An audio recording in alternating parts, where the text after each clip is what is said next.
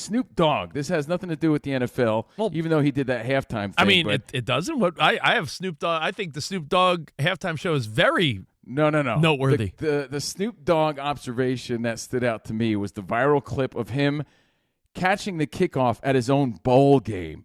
He's being interviewed. Again, it's the 2025 Snoop Dogg Arizona Bowl presented by Gin and Juice.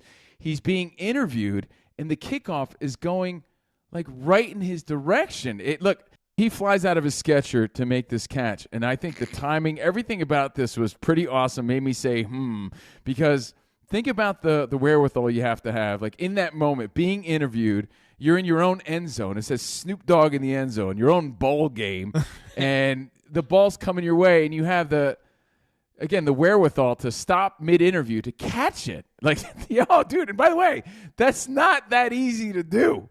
And I know Snoop Dogg has some skills, and he's a football coach and all that, but that's not that easy to do, especially with all that pressure, and he falls out of his shoe. I thought that was pretty awesome. I think Snoop Dogg is a pretty athletic guy. You said he's very involved in the football coaching world. I think he had to catch it to make it a moment. He almost dropped it, but he got it. You know, I will say another observation.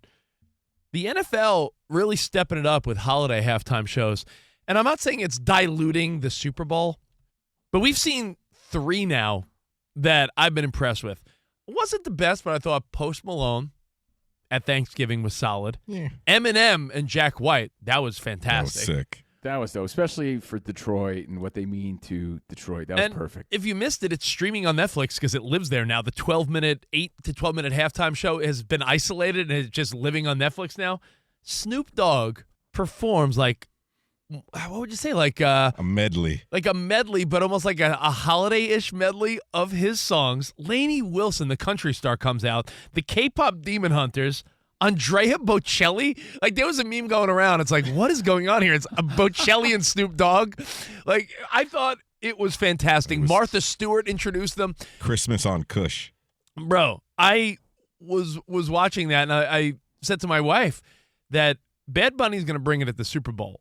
But this year, there's been an emphasis that Super Bowl is not the only game in town because these games on Christmas and Thanksgiving, they have like 50 million viewers. So it's almost like Super Bowl light now. I think you're done of the days of throwaway halftime shows because if the NFL is going to try to own Thanksgiving and Christmas, I think you're going to see like secondary to the Super Bowl type halftime shows. And it's a win-win for everybody. You know, the viewers. I mean, who didn't like that? I was watching with friends and family, and I was like, yo, look, Snoop Dogg. How cool.